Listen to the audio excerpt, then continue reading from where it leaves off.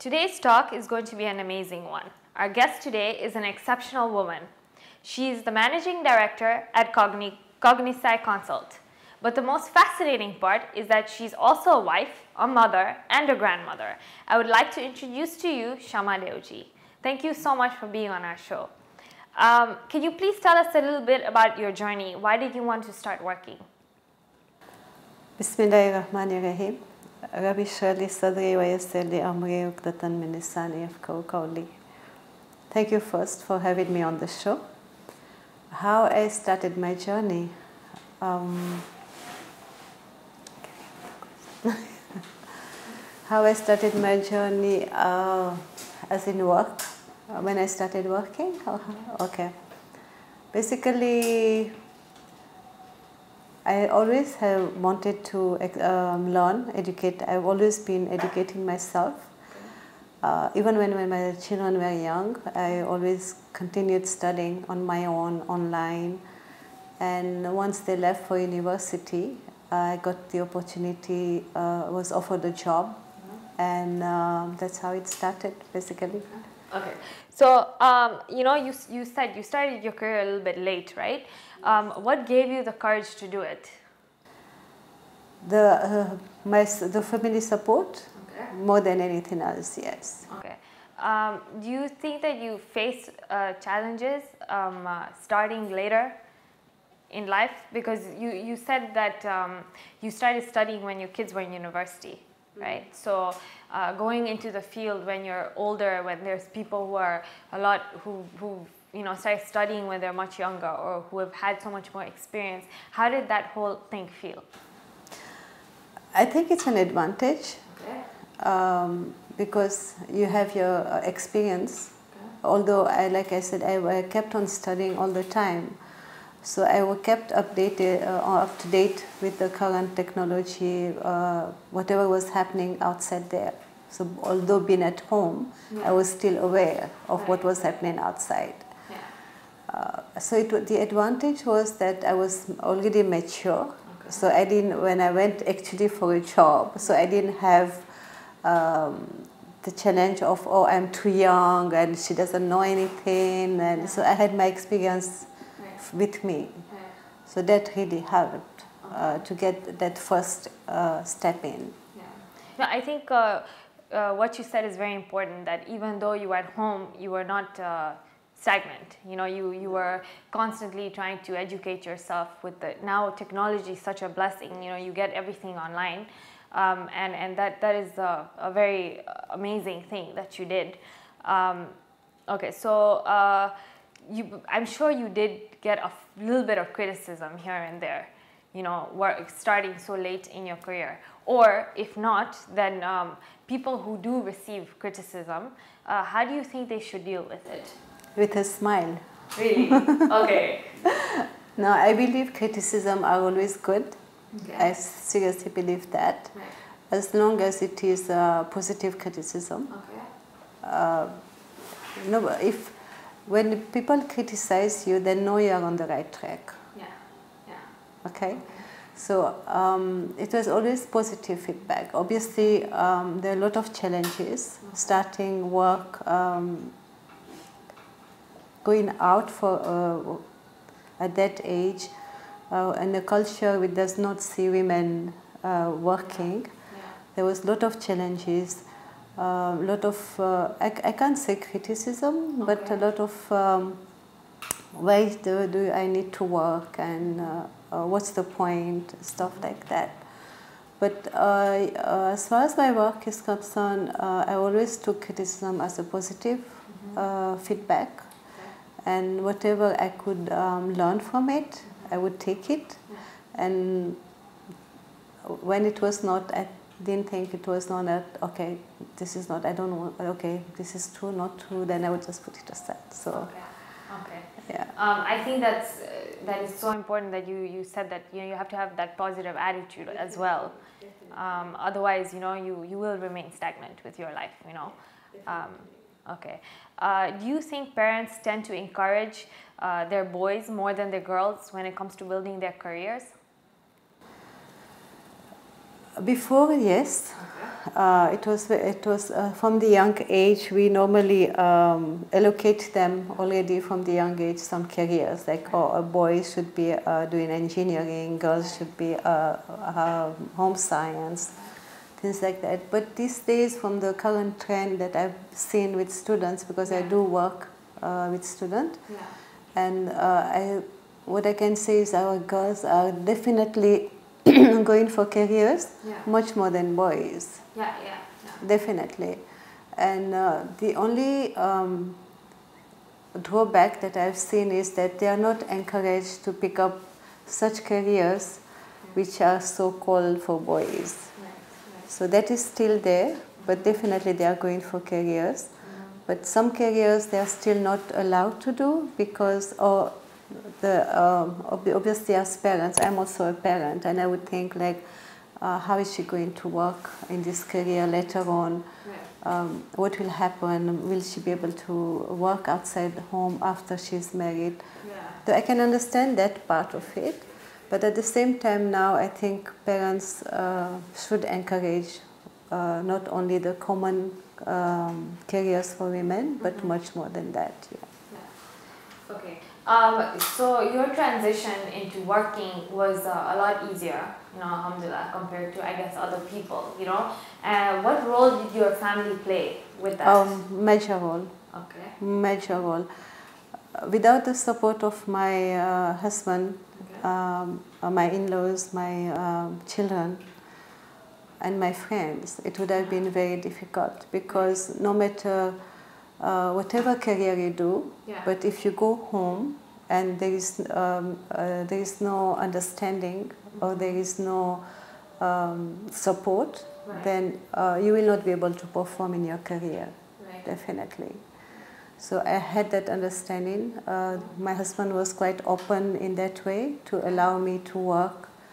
Sometimes having meetings at night, sometimes I had to work late, but that understanding was there, so I didn't have to worry like, oh, I'll go home and then what's going to happen. So that balance was created.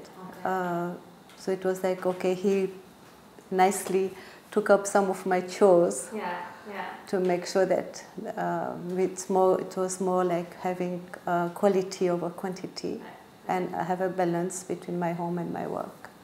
Yeah, I think that's so important, especially, I think it also starts with fathers, because I know growing up, my dad didn't give me a break, even though I was a girl, and I had to work as hard at golf as did the rest of my brothers. And, one day I was so upset, and I said, I'm just a girl, you're pushing me too hard. And he said, so what? And I think that's so important, because I am what I am today because my family pushed me to be there, and had they cut me slack at that point, maybe I wouldn't have become such a reached where I am. So yeah, family I think plays such an important role, and that they should definitely encourage their kids to excel. At the beginning, there are definitely a lot of challenges. It's not easy.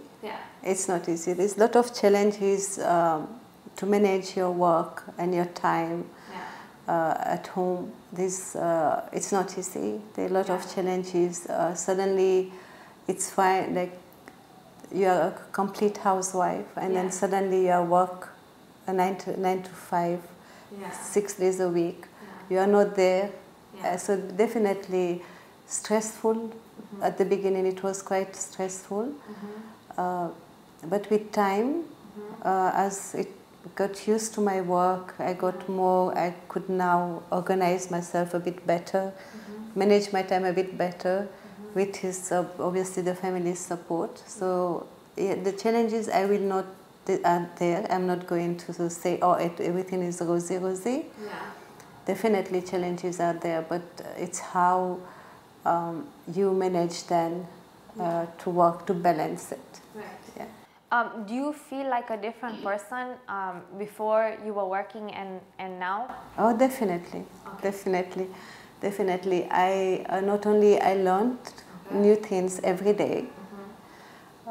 It's good. It's one thing to know, and one thing to really practice it in reality. So every day was a learning process for me. But in the process, I also learned a lot about myself.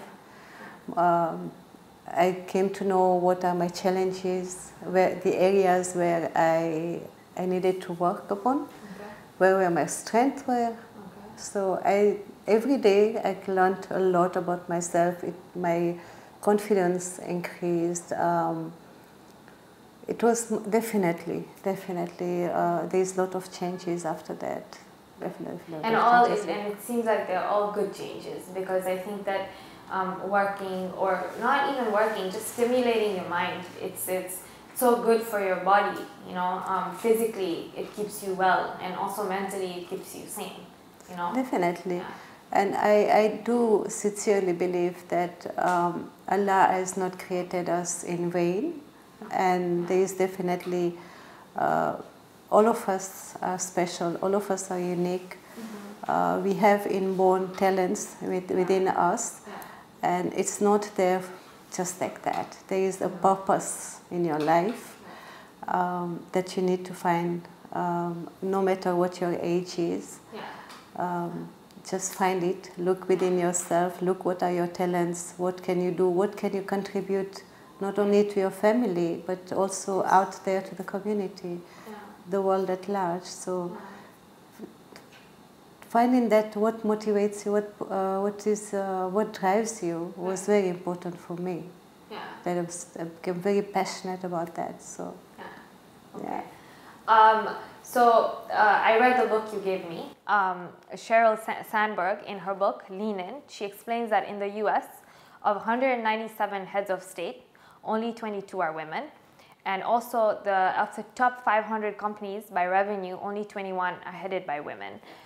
In politics, women only hold 18% of congregational office. You know, taking these statistics into consideration, and we're talking about the U.S., you know, what do you think we as women can do to change this sort of statistic? You know, where there's very few women that take leadership positions, or are afraid to go into leadership roles.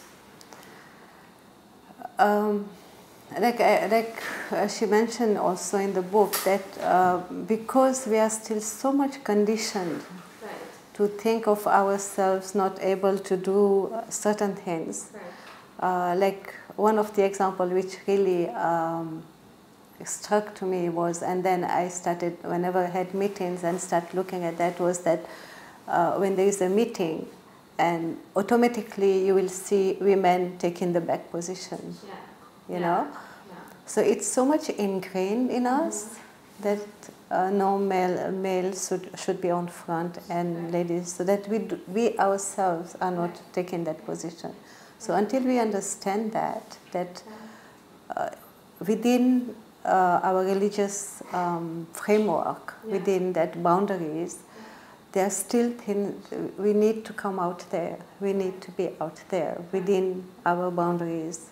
There is so much that we can do, so much that we can contribute as women to the community, to the world at large. There's so much things that we are capable of, but it's just that we do not acknowledge that we have that power to do that. We have the power within the framework, stay within the framework, but we are powerful within our own rights, and we have to do that. I think one thing she mentioned, and you know, again, we were talking about the U.S. She said that it's so ingrained in the minds of young girls that, you know, they're afraid that they can't achieve so much because by 23, 24, they have to get married, you know, then by 26, 27, they have to have a child. And yes, these things are so important, and I think that, you know, it's the beauty of a woman, you know, to have a house and to have these responsibilities and to have kids. It's amazing, and to take care of kids and to raise the kids in the right way. But I don't think that it's something that should stop women from trying to become leaders, because as leaders they can also contribute to society, you know, and they can do both. I feel like they create a balance and they can do both, because I think maybe sometimes women get scared, so they just stop trying. You know, they just feel like, okay, you know, we can't really get that far, so why bother? You know, we will have to have kids by 26, 27, then we're at home. So why should we bother, you know, even trying to achieve to become a CEO or a CFO? Exactly, you know? Exactly. But that's what I'm saying. It's very, your partner plays a very big role in your life, especially for you to get to that position. Right. I know of people who I've trained under, and it's amazing that basically now I'm talking about Susan, where I learned the neuropsychology for teachers. And it's amazing that I've seen her working with her husband hand in hand, you know, and he would do everything for her because she was facilitating. And he would make sure she has a cup of tea at the right time, bring water for her. And, you know, we were like, oh, wow, you know. So this is what I'm saying, that it can be done with the right, like the right support and the right, basically the right support with you, you know, at your side. You can't do it alone.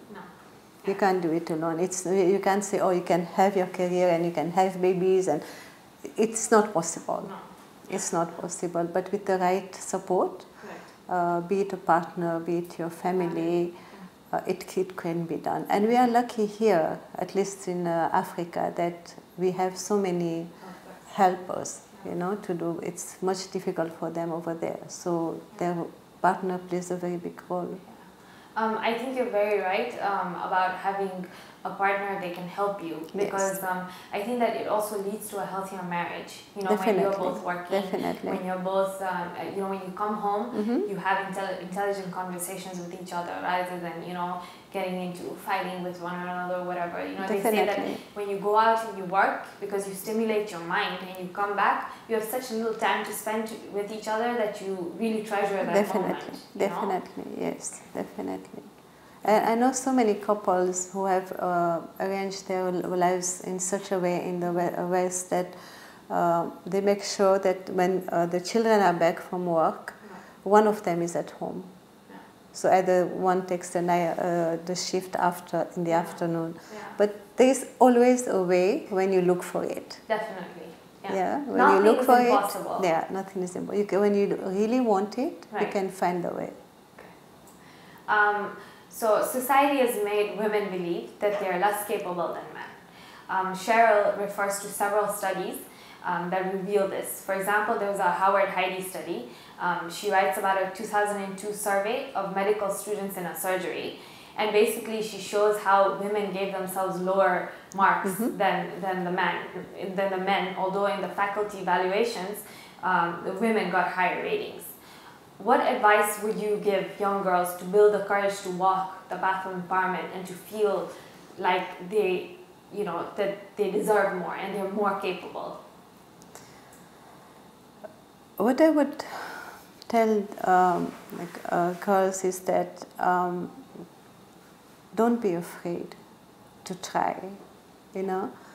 I know sometimes circumstances does not allow you to maybe work straight away or have a career straight away, but don't stop working for it. Have your vision, know what you want, where you want to be, what you want to achieve in life, because you are there for a purpose. I really believe that. And you are unique, you know. There is no two like you.